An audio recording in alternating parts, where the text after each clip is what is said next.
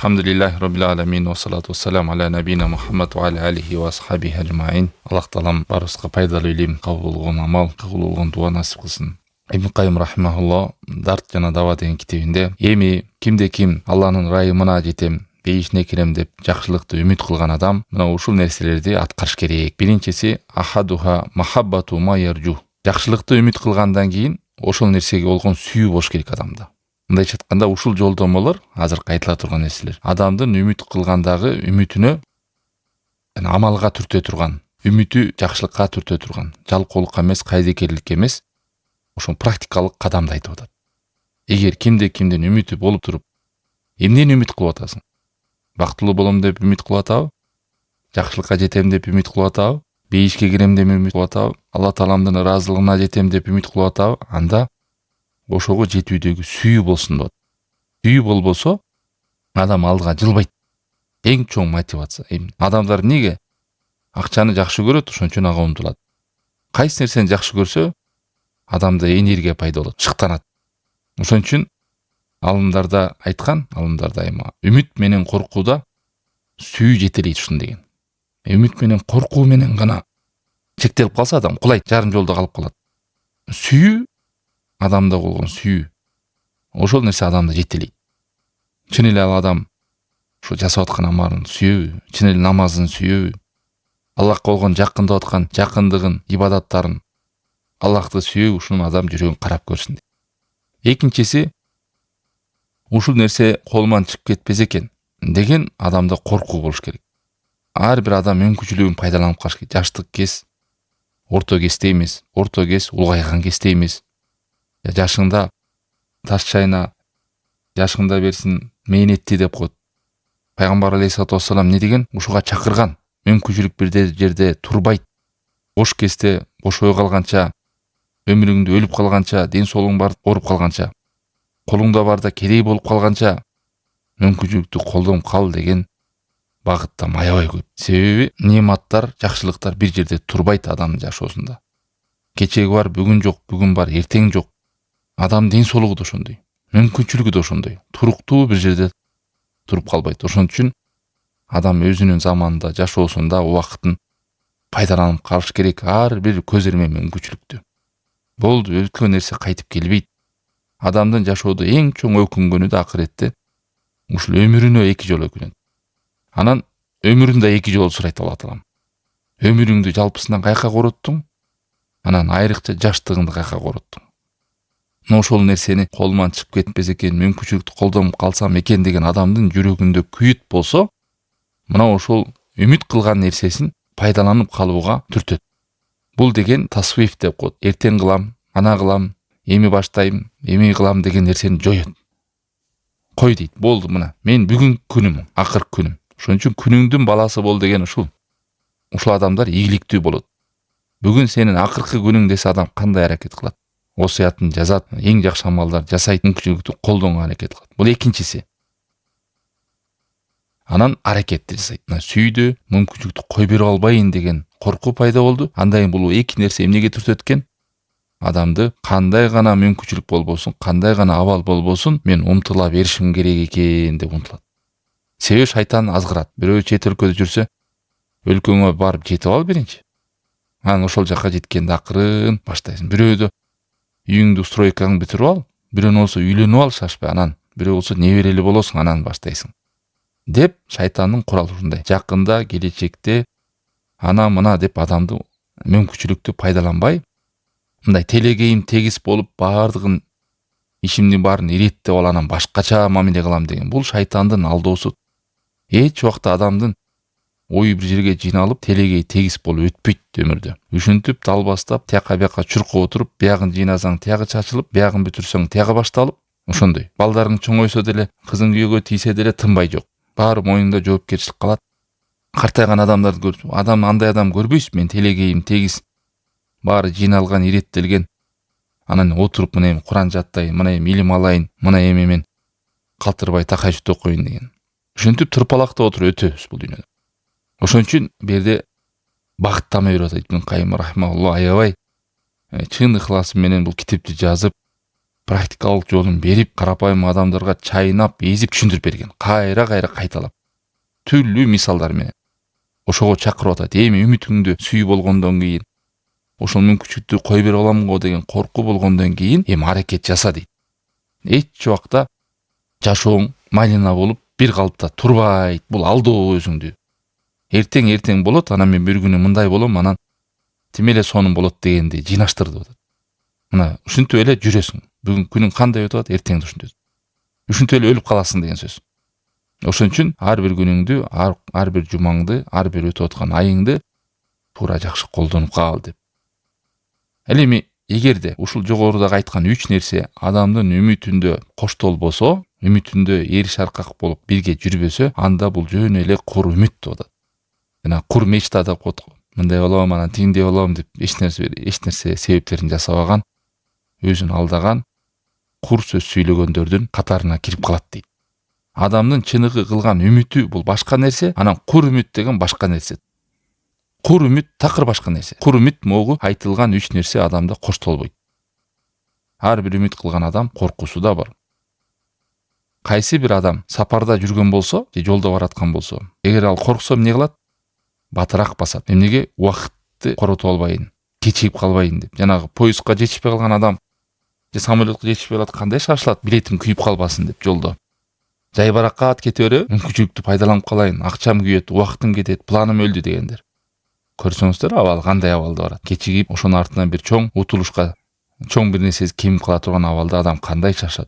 Ал корккондугунан, ошол нерсени коротуп албайын деп корккондугунан шашты. А үмүт кылган адамда коркуу сезими коштобосо, анда үмүтү кур үмүт болуп калат, Кудай сактасын. Мына ушуну практикалык адамдарда автору мисалдап атат. Жана хадиске айткандай, акылдуу адам ким өзүнө эсеп кысап кылып, өлүмдөн кийинки абалга кам көрүп өзүнө азык даярдаган. Ал эми алсыз кур үмүттөгү адам өз напсисин, өз каалоосун ээрчип, анан Аллах Тааламга жакшы үмүттөмүн деген. Аллахтан үмүт кылып коет. Кудай кечиримдүү, Кудай ырайымдуу, мындай тигиндей деп. Бул кур жалак калган, өзүн алдаган адам. Аллах Таалам өзүнүн жазып койгон мыйзамында үмүт ээлерине дагы жакшы амалдар жасагыла деп жазып койгон. Кадимки ошол жакшылык жасаган адамдарга коркууну жазгандай эле. Ошон үчүн айттык го, коркуу менен үмүт чымчыктын эки канатындай. Кайсы жагынан тең салмактуулук жок болсо эле адам ооп баштайт, кулап баштайт амалында. Үмүт менен коркуусу адамды тең салмактыкка сактап, амалга түртөт. Үмүтү чоңоюп кетсе, анда планы да узарып кетет, өмүрү да узун үмүт. Мына ушул Муъминун сүрөсү 57 аяттан 61 аятка чейин өзүңүздөр деле үйдөн китепти ачып, бир окуп, көз жүгүртүп коюуга чакырам туугандар. Тафсир болсо окуп, ушул жерде Аллах Таалам өз кулдарында бейишке кире турган адамдардын бул дүйнөдө жашап өткөндө кандай сыпатта жүргөн, кандай абалда жүргөнүн сүрөттөп баяндаган Аллах Таалам. Мисалы, инналлазина хум мин хашияти роббихим мушфикун. Ушундай адамдар бар, алар өз Роббисинен коркуп жашашкан дейт. Коркуу менен тозокко түшүп калсам эмне болот? Амалдарым кабыл болбой калса эмне болот? Аллах Таалам каршы түшсө эмне болот деген ошол эле бейишке кирүү, Алланын ыраазылыгын табуу үмүт болгон, ошол учурда коркуу да болгон булар. Алар ушундай Аллахтын аяттарына иман келтирген. Роббис иман келтирген. Мындайча айтканда Куранды окуп жүргөн адамдар булар. Ар бир аятына маани берип, ой жүгүртүп, акыл калчап окуп жүргөн адамдар. Булардын сыпаттары ким? Бейишке кирген адамдардын сыпатын сыпаттап Алла Таалам. Эми биз өзүбүз талып көрөйлү, биз ушул сыпаттагы адамдарданбызбы? Ушулардын катарындабызбы деп. Алар ушундай эле Роббилерине эч кимди шерик кылбачы. Мындайча айтканда бул дүйнөдө чоң ширктен оолак болгон. Аллахка эч кимди шерик кошкон эмес. Алар ушундай эле дейт. Аллахтан жүктөлгөн буйруктарды аткарып атса дагы жүрөктөрүндө коркунуч болор эле дейт. Эмне буйрук келсе аткарчы, тыйгандан тыйылчы. Бирок мен аткарып атам деп, дердеңдеп, өздөрүн керсейип, биз кирбесек бейишке ким кирбейт деген ойдо болгон эмес. Амалдарды кылып атса дагы жүрөктөрүндө коркунуч болуп кала берген. Роббибизге кайтып барганда абалыбыз кандай болор экен деп бүкүтүкү болушканда. Мына эми караңыздар, ушундай түшүнүк эмнеге түрттү булар? Улаика, мына ушулар дейт, ошолор юсариуна фил хайрат. Жакшылык иште, сооп иште жарышат дейт. Жакшылык иште, сооп иште алар тездетишет. шалаққылық кылып кайдыгелик мен ана мына деген жок. Эртең бир күнү жакында деген эмес. Наоборот, заматта тез аткарууга шашылышат. Мына алар алдыңкылар. Мына ушул нерседе алар озуп чыккандар. Мына ушулар жарышкандар деген. Ушинтип Аллах Таалам сыпаттаган. Субханалла, бейишке кирген адамдар эң биринчи сөздөрү ушул болот. Биз тиги дүйнөдө бүкүтүк болдук элек, корктук элек, бейишке кирбей калабызбы деген. Альхамдулилля деп ошону сүйүнүп айтып аткандарын айтылат. Бул деген бул дүйнөдө ошол кур үмүт менен Алланын кечирим ырайымына таянып коюп, амалдарды таштап коюп жашап жүрө берген эмес деген сөз. Аллах Таалам өзү сыпаттатыптыр. Бизге ачык болду. Бактылуу адамдар, бейиштин адамдары барын амалдары чырайлуу болгон, жана ошолдучу деле ошол амалдарды жасоодо коркуу коштолгон дейт. Амалдарды аткарып бейгапар жүргөн эмес. Орозо туттум, намаз окудум, Кудайга шүгүр, гарантия бар, кепилдик бар. Мен бейишке кирем дегендей болгон эмес. Коркуу да болгон. Жана ошондой эле Аллах Таалам баяндаган бактысыз адамдар дейт, бузук иштер жасап, ошол учурда бейгапар болушкан. Кудай сактасын ушундай абалдан. Жаман амалдарды жасайт жана бейгапар болуп жүрөт. Ушул бактысыз адамдардын сыпаттары деген. Куранда да, хадисте дагы, асарларда дагы, сахабалардын жашоосунда ушундай сыпат менен сыпатталган солих адамдарды көрбөйсүң. Бузук ишти жасайт, же тобо кылбайт, истигфар кылып Аллахка кайтпайт, анан бейгапар жашай берет. Эч нерсе болбогондой. Тобо истигфар биякта турсун, ошол жасап аткан бузук иши кадимки жакшы ишти эле жасай берет кейбир. Ушул бактысыз адамдардын сыпаттары деп Аллах Таалам сыпаттаган. Ал эми бактылуу адамдар жакшы иштер жасаса дагы, кылып жүрсө дагы коркунучу бар, бүкүтүкү бар, чочулоо бар, тынчтануу бар. Таштап салбайт, ошону жасап атса дагы коркуу менен үмүт бирге жүргөн. Эми мындай бар да адамда. Жашоодо азыр байкасаңыздар, бир ийгиликтүү адамда интервью берсе, таанымал адам, бай адам, анан бир өтө бир чудага жетпесе адамдар бар, карап ошонун интервьюсун угат. Подкастка катышып, ошонун бар ижилдеп, өмүр таржымалын окуп, ай бул адам бизнесмен мындай ийгиликке жетиптир. Мунун сыры болсо мындай экен. Бул мындай кылып жүргөн экен, анан барып буга жетиптир деп бири-бирин айтып беришет, таң калышат. Коучмун деген миллиардерлердин артынан барып $1000 акча берип, оозун ачып карап, ошолордун кебин угуп, ушул дүйнөдө ийгиликке жетиш үчүн, бай болуш үчүн, ушундай капиталга жетиш үчүн кандай сырлар бар, кандай кадамдар бар деп, алар дагы өздөрүн жашырып, менде ушундай сырлар бар, аны айтышым үчүн силерге мондай курс деп туруп, $1000 $5000 чейин акчаны коет дагы, жанагы адамдардан акчаны сыгып алат. Туугандар таң калышты, мен бир адамга жолуктум, $5000 Алматыга окуп келиптир. Бир жумалык курс. Анан айттым мен. Эң сага таасир алган өзгөчө кеп, эмне болду, сен жашооң болгон. Көп сөз бар экен, бирок негизгисин десем айта албайт да. Эми ошо аракет кылыш керек экен, адам жакшы үмүттүү болуш керек экен деп ушундайлардын четтерин айтты. Аны мусулманчылыкта айтып эле жүрөт кан. Хадис десең толо, аят десең толо. Десең мындай тигиндей деп шылып айта албай кетти да. Мына ошондойлор бар. Бая өзүңдөгү бар нерсени адам колдоно албаса, Аллах Таалам кор кылып кээде намаз окуган, дини жок, акыретин билбеген, өз стрессте, депрессияда жүргөн адамдарга барып, мага консультация бериңизчи, канткенде бактылуу болом, канткенде мен жан дүйнөм тынч табат деп жүргөндөр бар экен. Мына белгилүү бирөө бар, ушул мен силерди бактылуу кылам деген белгилүү психолог азынып өлдү. Көп мындай окуялар. Алар сырткы дүйнөсү башка, жылмайып, тем эле сонун көргөзүп, бактылуу болуп аткандай, рекламалары бир шундук да. 1 мүнөт рекламаны тартыш үчүн алар ушуп кетип деле, бир жумалап тартып деле элге көргөзүп берет да. Бир жерден көрүп калдым, ошону тартып атты, жолдо баратып, чет өлкөдөн болчу. Ошол немеден чыгып келатсам, анан ушул операторлор тартып атыптыр. Алар бая күлүп, жылмайып неме кылыш керек экен, ошону ушуп кетти ортодо. Ушуп кетип, эми шундук бир. Көрсө ошону тартып, анан биял жака бир жума кыйналып, роликте кылып тартып, анан бияктан көрсөң бир шундук бактылуу адамдар да. Аны көргөн адам ойлойт, булардын жашоосу ушундай, шундук экен деп. Мына ошондой заман болуп калды да, реклама. Сырткы жашоо такыр башка, ички жашоо такыр башка. Аны үйдө отурган аялдар, кээ бир илими жок түшүнбөгөндөр, аны барып баш багып карайт. Булардын үй бүлөсү шундук турбайбы? Мондай белектерди берип алыптыр, мондай жыргап атыптыр, күлүп атыптыр, чет өлкөдө жүрөт экен, буну экен, тигил экен. Мен болсо кор болуп үйдө отурам, эч жакты көрө элекмин деп анан барып күйөөсүнө чыгарат. Анан күйөөсү ушуга шүгүр дебейсиңби деп ошентип бир ушуп кеткендер көп мүмкүн. Көстү канчалык чоң агыткан сайын ошончолук адамдын жүрөгү тар болуп кете берет. Мунун дарысын берген пайгамбар алейхиссалату вассалам. Өзүңдөн өйдөнү карабагыла деп. Балким ошо бузукулардын бузукусун өшүнө, таркашына себепкер болот. Андан көрөкчү үйдөн аял болобу, эркек болобу өз милдетин аткарып, Курандан насибин окуп, күндө аз болсо да жаттап, илим алып, пайдалуу нерсени аткарса канча жүрөгүнө рахат алып келмек. Могу боштук, жалкоолук, боштук адамды стресс, депрессия кыла турган номер 1 ушул. Кайсыл адам бош болсо, жалкоо болсо, ал адамга васвас көп болот.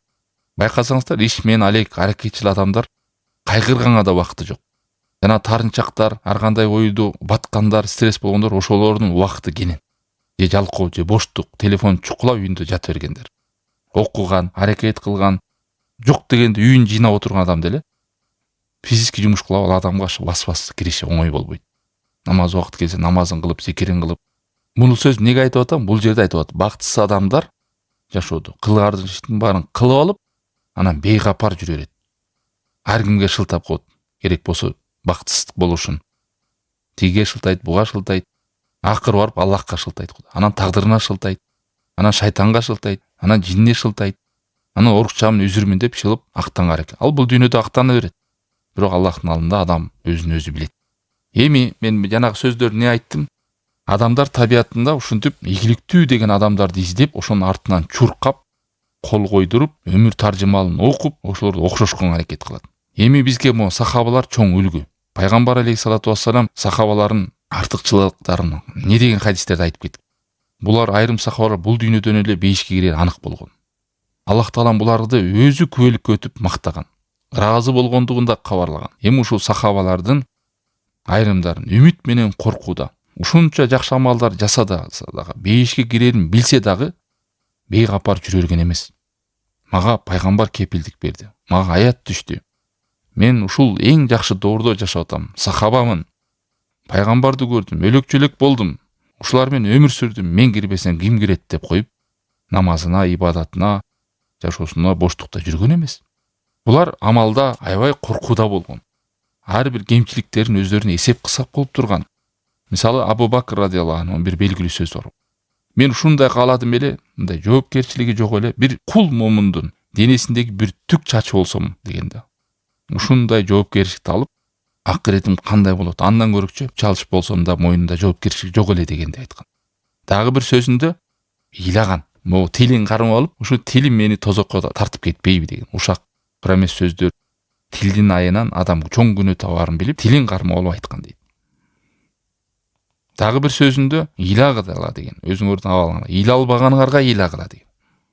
Жүрөгүңөр мерес болуп калса, Аллахтын аяттарын угуп ыйла албаган адамга ыйла албаганыңа ыйла деген. Намазга турганда жанагы бир ийилген дарактай болуп, Аллахтан корккондугунан мына ушундай абалда көргөн. Бул ким? Абу Бакр радиаллаху анху. Абу Бакрга аят түшкөн, Абу Бакрды пайгамбар алейхиссалам өзү күбөлүккө өткөн бейиште экенине, бейишке кирер экенине, не деген артыкчылыктарга, үммөткө тете адам болгон. Мына ошондой абалда дагы отуруп калган эмес. Корккон абалына, келечегине корккон, акыретине корккон, амалына корккон кабыл болобу. Өлүм төшөгүндө жатканда дагы кызын чакырып Айша энебизди.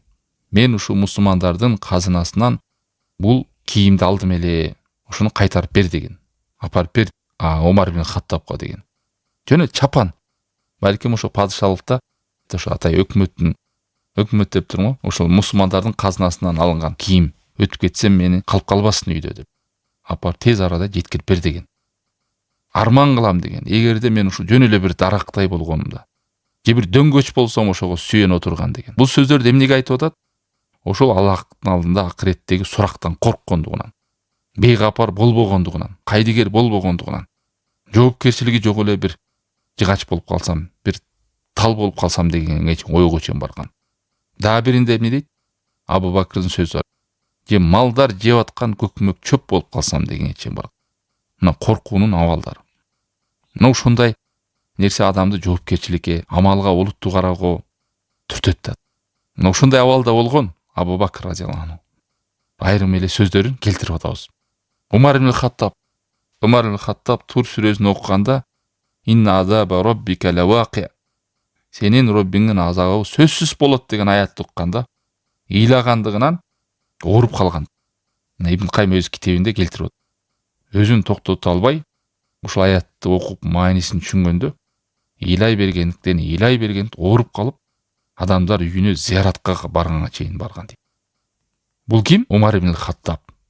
Бул дагы ошондой сахабалардын эң мыктысы. Абу Бакр болсо бул экинчи мыкты сахаба. Холафа Рошидиндер. Абу Бакр Умарга пайгамбар алейхиссалату вассалам өзү күбөлүк берген, Аллах таалам күбөлүк берген аят түшүрүп буларга. Бул дүйнөдөгү үммөттүн эң артык адамдар. Пайгамбардан кийин. Таң калыштуу туугандар, дагы бир асарларда мен ойлоп жүрчүм да, Абу Бакр ушул үммөттүн пайгамбардан кийинки эң артык адам экен десем, көрсө бул Адам алейхиссаламдан баштап ошо акыркы үммөт Мухаммад алейхиссалату вассаламдын үммөтү да ошо пайгамбарлардан кийинки эң мыкты сахаба деп саналат экен да. Иса пайгамбардын үммөтүн салыштыр, Ибрахим пайгамбардын, Муса пайгамбар, Нух бул ким? Жок дейт Абу Бакр дейт. Ошондой деп айтышыптыр. Не деген чоң адам, кандай улуу адам бул. Өрнөк ала турган, үлгү ала турган. Мына биз дагы ошо сырын карап атат. Ибн Кайым неге булардын өмүр таржымалын келтирди?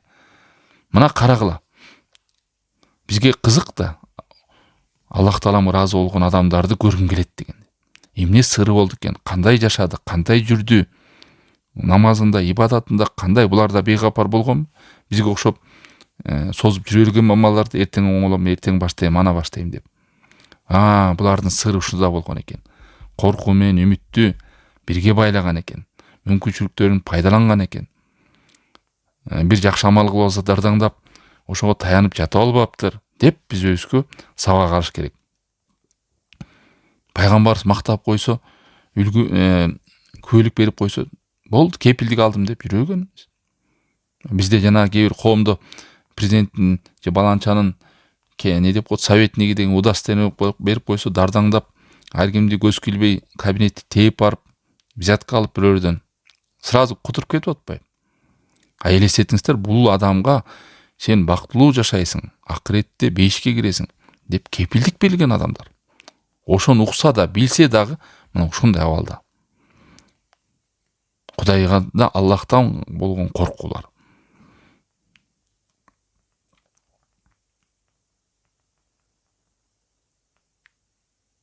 وكان يمر بالآية في ورده بالليل فتخيفه. Умар ибн Хаттаб тахаджуд намазын окуй берели дейт. Тахаджуд намазында окуп белгилүү. Күндө окуганда эле ошол белгилүү аяттарга келгенде, ошол аяттардан корккондугунан маанисин окуп, ыйлап, ошол күнү ооруп калчу эле дейт. وكان في وجهه رضي الله خطان أسودا من البكاء. Умар ибн Хаттабтын ошо күндө тахаджудда ыйлай бергендиктен жаш чыгып берип, эки көзүнүн алдынан так түшүп калган дейт. Жана суу деребежеге тийерсе оюп кетет го. Мына ошол жаш чыгып берип, эки көзүнүн алды мындай бир сайдын ийизиндей жаштын ийистери калып калганда. Жууса да кетпей тургандай, шырамдай болуп. Субханалла. Ибн Аббастын сөзү бар. Кимге айтып атат? Умар ибн Хаттабга айтып атат. Массараллаху бикал амсар. Эй Умар ибн Хаттаб, сен деген канча деген өлкөлөрдү ачтың. Ва фатаха бикал футух. Сенин дооруңда небір ачылыштар болду. Умар ибн Хаттабтын доорунда белгилүү тарыхта канча деген өлкөлөр ачылган. Мусулмандар болуп көрбөгөндөй деңгээлге жеткен. 10 жыл мусулмандарга амир менен болуп башкарган Умар ибн Хаттаб. Ва фаала. Мындай айтып атканда, ушундай абалды жасап дейт. Өлкөлөрдү ачты, канча деген ачылыштар болду. Ушунча амалдар жасаса дагы аягында ушу сөздү айтып атат.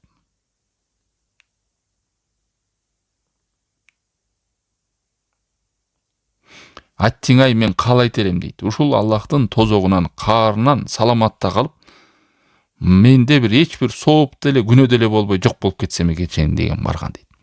Ушунча корккондугунан, жоопкерчиликтен, күнөөсүнө, акыретине корккондугунан.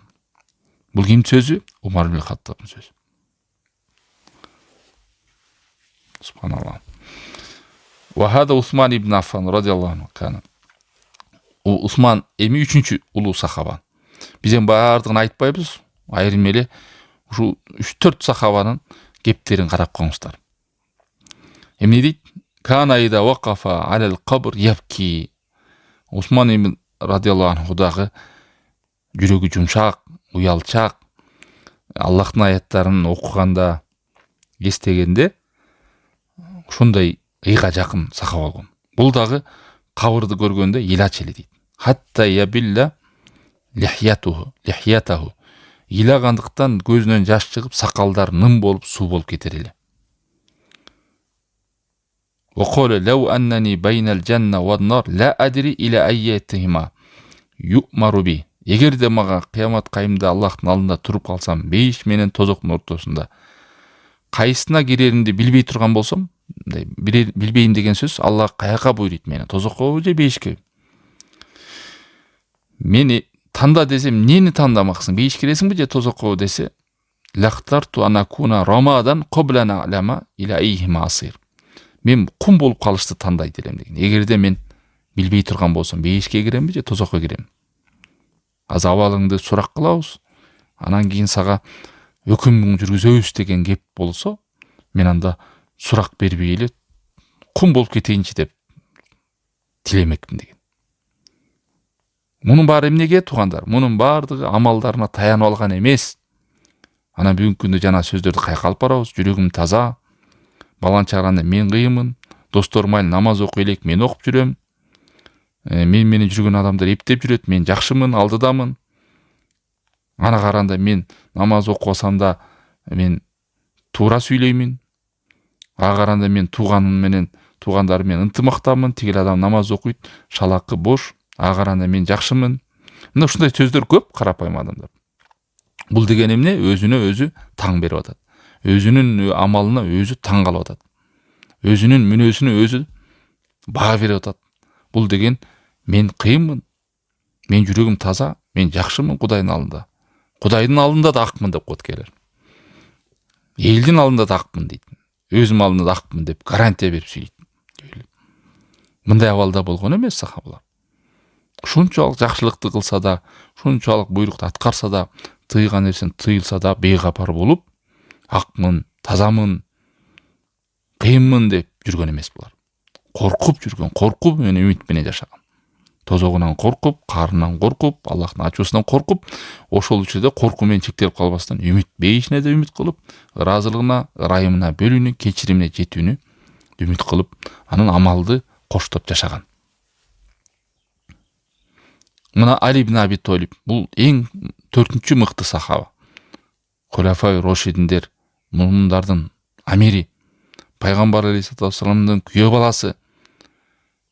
Буга дагы Пайгамбар алейхиссалату вассалам күбөлүк берген. Ыйлагандыгынан, корккондугунан айткан сөзү бар. Ва кана яштадду хауфу мин итнатейн. Мен эки нерседен катуу корком деген. Али ибн Аби Толиб. Биринчиси узун үмүт деген. Экинчиси өз напсени ээрчүү деген. Себеби узун үмүт бул акыретти унутат экен деди. Себеби узун үмүт фаюнсил ахир, акыретти унуттурат экен деди. Мына өзүңүздөр карап көрсөңүздөр, канча адамдар узун үмүттүн айынан канча жакшылык иштерден кур калып жүрөт.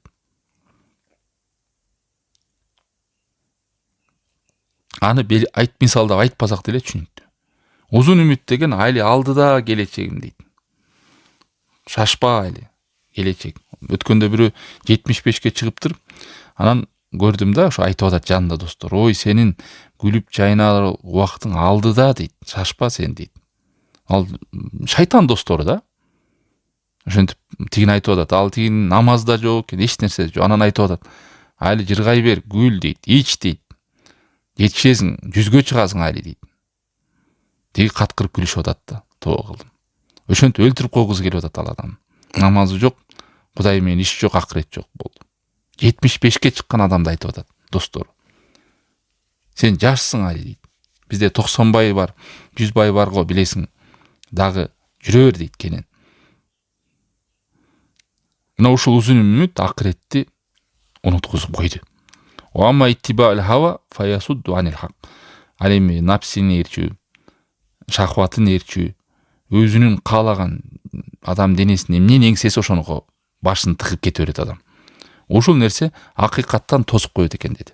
Муну ким айтып атат? Али ибн Аби Толиб айтып атат. Ушул эки нерседен мен корком деди.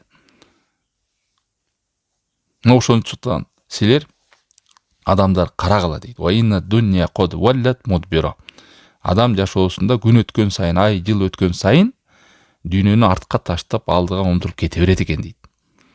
Вал ахира мукбила. Акыретке жакындап келе берет экен. О да күн өткөн сайын дүйнөгө жакындайсыңбы, акыретке? Албетте, күн өткөн сайын адам өлүмүнө жакындап атат. Бирок таң каласың, адамдын жүрөгү катып калганда жакында жаткан жагына кам көрбөстөн алыстап бараткан жагына кам көрүп атат. Бул акылсыздык. Вали кулли вахидатин минхума банун. Мына ушул эки нерсенин өзүнүн балдары бар дейт. Мындай чыкканда напсыны ээрчигендер менен узун үмүттөрдүн, анан акырет менен дүйнөнүн балдары бар. Кейбирөө жакындап бараткан жакка кам көргөндөр бар, анан алыстап бараткан жагына деле кам көргөндөр бар. Силер болсо жакындап бараткан жагыңар кам көргүлө деген. Ошолордун балдарынан бололу деген. Мындай чыкканда акыреттин балдарынан болот атат. Дүйнөнүн балдарынан эмес дейт. Себеби фа иннал йаума амалун вала хисаб. Бүгүн амал бар, эсеп кысап жок. Эртең эсеп кысап бар, амал жок деген. Чын акылда муну танбайт да. Бир адам сапарда турса, ар бир мигрант эңсейт. Үйүмө кетсем экен, кайтып кетсем экен деп. Эч ким бирөө биякта үй бүлөс туруп, Россияга жашап алып, ошол жакка кам көрөм, ошол жакта калам дебейт. Биякта үй бүлөс туруп. Жерин эңсеп, өлкөсүн эңсеп, мекенин эңсеп, кайтып кетсем экен дейт ушака. Ушул жагын курганга аракет кылат, жашап аткан жагына. Кетем деген жагына кам көрөт. Кетип аткан жагына кам көрбөйт эч ким. Эми туугандар, кыскасы бул жакта сахабалардын коркуу менен үмүттө байлап айткан сөздөрү, өмүрлүк таржымалдар, өрнөктөр толо. Аны окусаңыздар сыйрада кенен табасыздар. Жанагы өзүн өзү кур алдап, амалга таянбагандар. Үмүт менен кечиримге таянып алып, амалдын жасабагандар, жакшылыктын себебин жасабагандар, өзүн өзү алдагандар. Андай таппайсыздар, жок, андай сахаба табииндерде жок. Алланын ырайымдуу экен, мен ырайымына таяндым деп амал кылбай жүргөндөр табылбайт андай. Аллах кечиримдүү экен, баары бир кечирет. Мен амал кылбайм деп жүргөндөр жок андай сахабалар. Ошондой жол менен бир үлгүгө, өрнөккө боло турган жок андай адамдар. Бул шайтандын өрнөгү, шайтандын үлгүсү бул. Шайтандын жолу ушундай. Сүйлөй бер, амал кылып эле кой. Үмүт кыла бер, амал кылып эле кой. Кечиримди сурана бер, кечиримди кечире турган амалдар жасабай эле кой. Жүрөгүң таза болсо болду. Бол жакшы ойдо жүрө бер деп коюп адамды алдайт. Алла сактасын. Ошон үчүн имам Бухари өзүнүн сохихинде ушундай бап жазган туугандар. Бабу хуфил муъмин ан юхбата амалуху ва хува ла яшур. Не деген? Ушундай бөлүм деген. Момун адамдын коркуш керек, коркуусу керек. Бир амалды жасап, же болбосо өзү сезбестен эле бир амалы күйүп жок болуп кетишинен коркуу деген бөлүмдү ачкан. Көрүңүздөр, кээде адамдын жасап койгон амалы жок болуп кетет. 10 жылдык, 20 жылдык, 30 жылдык же өмүрүңдө жасаган амалдарды жок болуп кетүүчү кадамдар бар. Аны адам кээде билет, кээде адам аны өзү да билбейт. Ушул коркунучтуу нерсе туугандар. Бул деген амалыңа таянып отуруп алба. Мен кылып атам жакшылыктамын деп.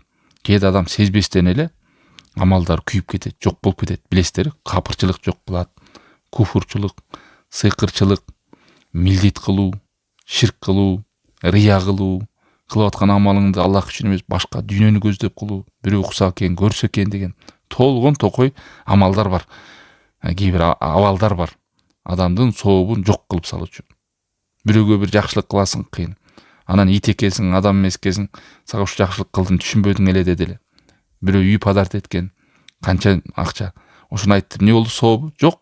Ошону 10 жылдайын айтса, 10 жылдайын жок болот. Качан милдет кылмайынча.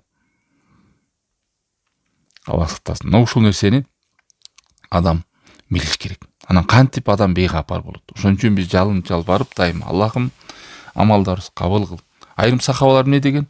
Аттиңа бир эле амалымды кабыл болгонун билгенде анда өлүп калыштыкты каалайм деген. Себеби Аллах таалам таквалардын амалын кабыл кылат деп коркушканына. Анан сахабалардын абалдарын келтирген. Мисалы абалдарына корккондугун, мен 200 эмесминби, сыртымда жакшы, ичинде жаман эмесминби деп карап турушкан. Мен 200 эмесминби, мындайча айтканда 200-дүн сыпаттары жокпу менде деп. Жана чоң 200-дүлүктү эмес, кичи 200-дүлүк дагы экиге бөлүнөт. Бирөө динден чыгып кете турган, экинчи 200-дүлүктүн бутактары болот, адам пайда боло баштайт. Сүйлөсө жалган айтат, убада кылса убадасына турбайт, кыянат кылат, урушуп талашып кетсе ажылдап, ал адамга физический жанагындай зыян берүүчү кадамдар жасайт. Мына ошондойлордо адамдардын 200-дүлүк сыпаттары бар, белгилери бар. Мен 200 эмесминби деп сөзүн, амалдарын карап турган. Мындай айтканым башка, абалым башка, бирок ичинде Аллахтын мамилем туура эмеспи деп. Сахаба табииндердин канча сөзү бар. Аби Мулайканын сөзү бар. Мен 30-тан ашык сахабаны жолуктурдум, көрдүм, бирге болдум. Бардыгы 200-дүлүктөн коркчу деген. Ким болбосун коркчу дейт. Ошон үчүн Хасан Басринин сөзү бар. Ма хафаху илля муъмин ва ла аминаху илля мунафик деген. Момун гана өзүнө коркот деген, ыймандуу адам гана. 200 адам гана бейгапар болот деген. Кой коркутпой эле кой. Кудай билет андай көрүп келиптирби бейишти. Анан эмне дейт? Бирдеке деп ошентип кыла беребиз бар. Жаккылам жакшы ойдо болсун деп коюп 200 адамдар булар. Момун адамдар коркот абалына. Себеби чынчыл адам. Сөзүнө, амалына, абалына, ички дүйнөсүнө, Аллах болгон мамилесинде, эртеңки күнүнө, акыретине, келечегине коркуу менен чынчыл адамдардын сыпаты. Анан бейгапар, кайдыгерликте, боштукта өзүн актаган, өзүнө таң берген, таң калган өзүнө. Бул мунафыктардын, кичи мунафыктардын сыпаттары бар адамдар, Кудай сактасын. Сахабалар, табииндер, Аллах сүйгөн, мен ыраазы болдум деген кулдардын сыпаттары мындай болгон эмес. Бейишке кирген адамдардын да сыпаттары мындай болгон эмес.